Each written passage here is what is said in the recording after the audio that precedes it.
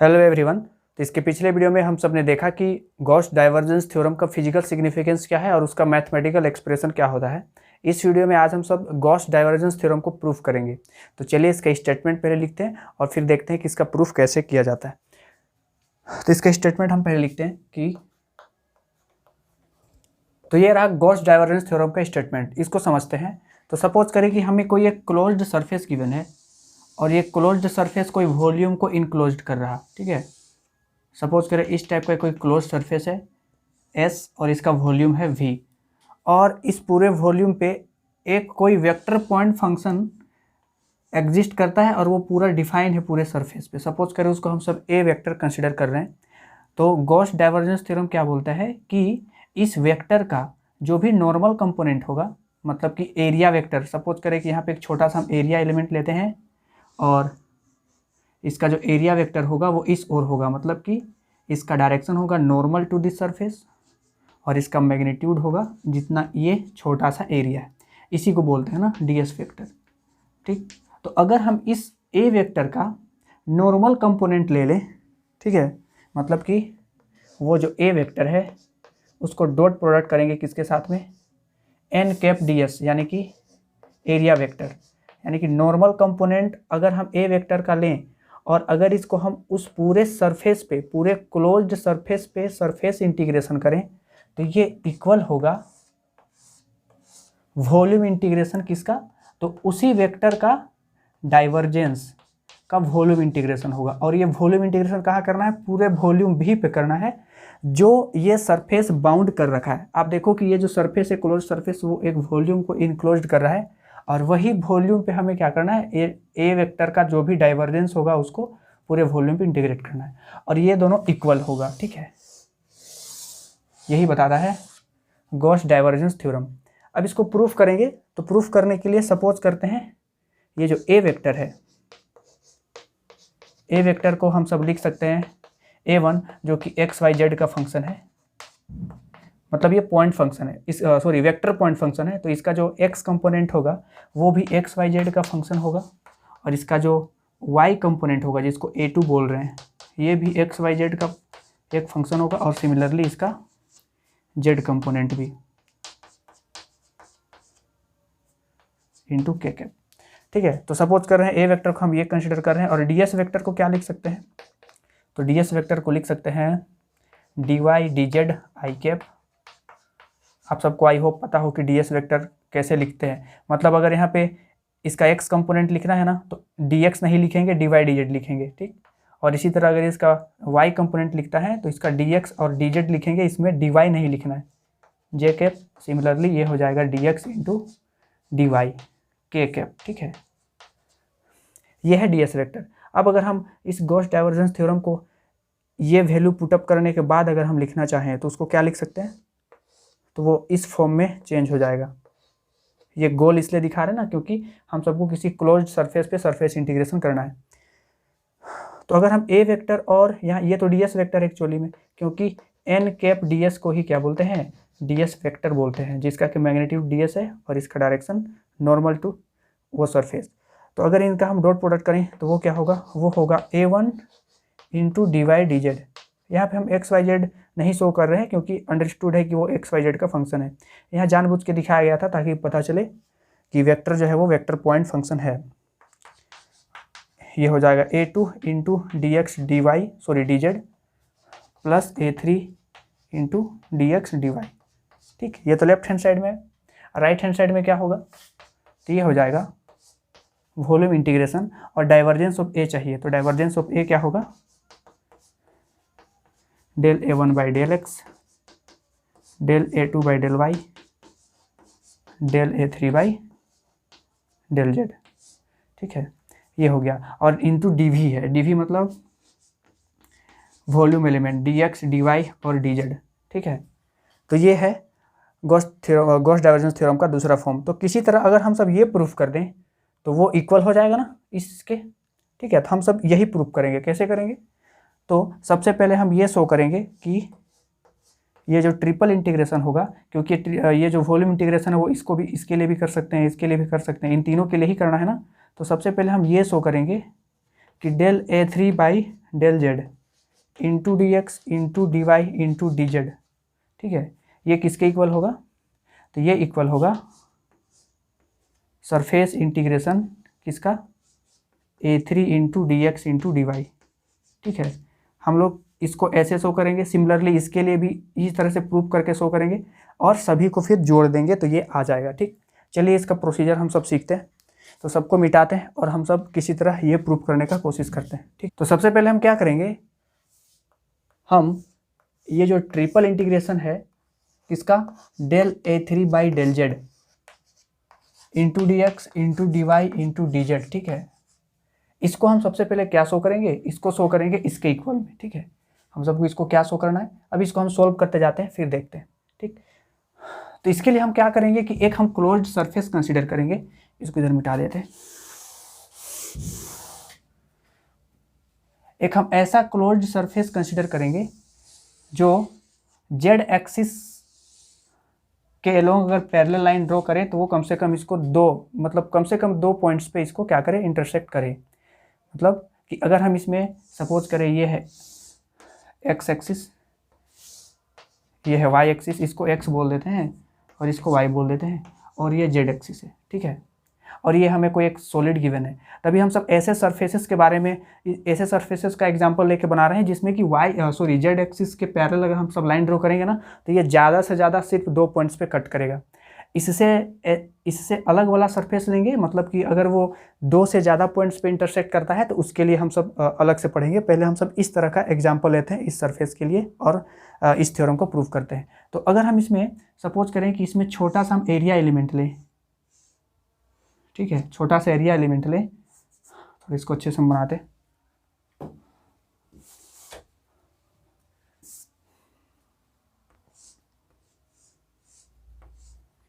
ठीक, और इसका प्रोजेक्शन लेते हैं यहाँ पे। तो ये अगर हम इसको जेड एक्सिस के एलोंग अगर हम ऐसा स्ट्रिप काटें तो ये 2 पॉइंट्स पे इंटरसेक्ट करेगा, ठीक है। ये जो कर्व हम सब कंसिडर कर चुके हैं इसको 2 पॉइंट्स पे कट करेगा, एक पॉइंट ऊपर वाले पार्ट पे और एक पॉइंट नीचे वाले पार्ट पे, और सबका प्रोजेक्शन यहाँ पे बन रहा होगा किस पे? एक्स वाई पे। एक्स वाई प्लेन में हम सब प्रोजेक्शन क्यों लिए हैं? क्योंकि आप सब देखो, अगर इसको हम यहाँ पे डी जेड है ना, डेल जेड है, तो इसको हम सब पहले डी जेड के रिस्पेक्ट में इंटीग्रेट करेंगे तो एक डी एक्स और डी वाई बच जाएगा, ठीक है। इसीलिए हम ऐसा कर रहे हैं, इसको हम सबसे पहले अभी एक्स वाई एक्सिस पे हम सब प्रोजेक्शन ले रहे हैं। अभी बनाएंगे तो आप सबको समझ में भी आएगा, ठीक है। तो इसका प्रोजेक्शन इस तरह से यहाँ पे बन रहा होगा, ठीक। और ऐसे प्रोजेक्शन बन के ये सपोज कर रहे हैं कि ये एक रीजन बन रहा होगा, इस रीजन को हम आर नाम दे रहे हैं। और ये जो ऊपर में जो पॉइंट, इस पॉइंट पे कट किया ना, इस पॉइंट का कोऑर्डिनेट सपोज करें क्या है, इस पॉइंट को हम P2 बोल रहे हैं और इस पॉइंट को P1 कह रहे हैं। मतलब कि लोअर पार्ट में P1 पॉइंट पे इंटरसेक्ट किया है और अपर पार्ट में P2 पॉइंट पे, और इस P1 पॉइंट का कोऑर्डिनेट क्या होगा? तो ये होगा x, y, z1। सपोज करें कि इसमें से ये, इसका जो कोऑर्डिनेट है वो z1 है, मतलब z हाइट ऊपर में ये कट हुआ है, और इसका कोऑर्डिनेट होगा x, y, z2। सपोज करें कि ये इसका z कोऑर्डिनेट जो है वो है z2, और x और y चेंज नहीं करेगा क्योंकि ये हम सब सिर्फ इसको y एक्सिस की ओर वेरी करा रहे हैं, ठीक है। तो इस टाइप का हम सब सरफेस कंसिडर किए हैं। अब इस सरफेस का जो नॉर्मल कंपोनेंट होगा वो सपोज कर रहे हैं कि वो जेड एक्सिस के साथ, मतलब कि जेड एक्सिस इधर है ना, तो इसका जो के कैप है इसके साथ ये गामा एंगल बना रहा है। सपोज करें कि अच्छा गामा नहीं मान लेते हैं, इसको अल्फ़ा ही मान लेते हैं, मतलब कोई भी हम सब यहाँ पे वेरिएबल मान सकते हैं। तो सपोज करें वो अल्फ़ा एंगल बना रहा है, और इसका जो लोअर पार्ट का जो भी नॉर्मल कंपोनेंट होगा वो नेगेटिव जेड एक्सिस के साथ कितने एंगल बनाएगा? तो नेगेटिव जेड एक्सिस के साथ ये अल्फ़ा एंगल बना रहा है, ऐसा सपोज कर रहे हैं, ठीक है। मतलब कि सपोज करिए जेड एक्सिस है तो एक नॉर्मल कंपोनेंट ऐसा है जो कि जेड एक्सिस के साथ अल्फ़ा एंगल बना रहा है, और एक ये नीचे वाला जो नॉर्मल वेक्टर होगा इस छोटे से सरफेस के लिए, उसका जो एंगल होगा वो नेगेटिव जेड एक्सिस के साथ अल्फ़ा एंगल बना रहा है, ऐसा मान रहे हैं, ठीक है। अब अगर इसको हम आगे प्रोसीड करें तो इसको क्या लिख सकते हैं? इसको लिख सकते हैं, अगर हम इसको जेड के रिस्पेक्ट में हम इंटीग्रेट करें तो वो क्या होगा? ये होगा del A3 by del z into d z into d x into d y. अब इसमें लिमिट क्या होगा, तो लिमिट होगा Z1 टू Z2, क्योंकि ये Z1 से यहाँ पे जो लोअर लिमिट है वो Z1 है और इसका अपर लिमिट क्या है, Z2 है। ठीक है, अब अगर हम इसको इंटीग्रेट करें तो इसका आंसर क्या होगा, ये हो जाएगा डबल इंटीग्रेशन। और आप लोग देखो कि ये सरफेस इंटीग्रेशन हो गया ना, अगर इसको इंटीग्रेट करेंगे तो ये सरफेस होगा, और क्योंकि ये dx dy है मतलब प्रोजेक्टेड रीजन पे हम सब इंटीग्रेट कर रहे हैं, तो यहाँ पे लिखेंगे r। तो यहाँ भी हो जाएगा r, और अगर इसको हम इंटीग्रेट करेंगे तो z के रिस्पेक्ट में डिफ्रेंशिएशन है, और z के रिस्पेक्ट में मतलब डिफ्रेंशिएशन और इंटीग्रेशन आपस में कैंसल आउट हो जाएगा ना, तो ये हो जाएगा a3 जो कि x y z का फंक्शन था, हम सब शुरू में ही कंसिडर किए हैं, इंटू dx इंटू dy, और इसका लिमिट कहाँ से कहाँ तक है, तो इसका लिमिट है Z1 से लेकर के Z2। ठीक, अब इसको अगर आगे सोल्व करें तो वो हो जाएगा R रीजन, और अगर हम पहले Z1 यहाँ पे पहले अपर लिमिट पुटअप करेंगे तो ये हो जाएगा A3 x y Z2 minus A1 x y Z1, ठीक, इंटू dx इंटू dy। अगर इस इंटीग्रेशन को हम अलग अलग सबको डिस्ट्रीब्यूट करें तो ये होगा A3 into dx into dy। हम यहाँ पे अगेन x y z नहीं लिख रहे, अगर ठीक है अभी लिख ही देते हैं, बाद में इसको नहीं लिखेंगे, तो ये हो जाएगा x, y, z2 into dx into dy minus ये हो जाएगा रीजन R A1, एक्चुअली में यहाँ पे A3 होगा, यहाँ भी A3 होगा। ठीक है, x, y, z1 into dx into dy।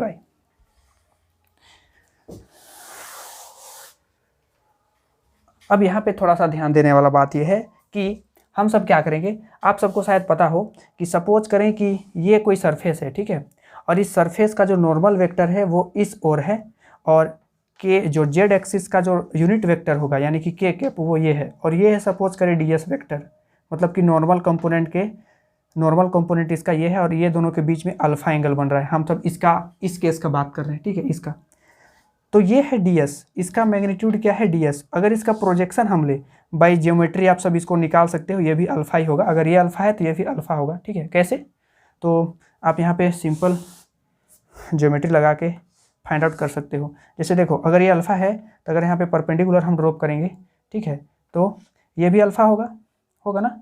अगर ये अल्फा है तो ये क्या होगा 90 माइनस अल्फा, और ये तो 90 है ना, तो इससे ये भी क्या हो जाएगा, अल्फा हो जाएगा। तो आप सब देखो कि ये जो प्रोजेक्टेड रीजन है ये तो dx इंटू डी वाई है ना, तो क्या हम dx इंटू डी वाई को ये लिख सकते हैं, dx इंटू डी वाई को क्या लिख सकते हैं, तो इसको लिख सकते हैं ds cos अल्फा। ठीक है, इसको क्या लिख सकते हैं, ds cos अल्फा लिख सकते हैं ना।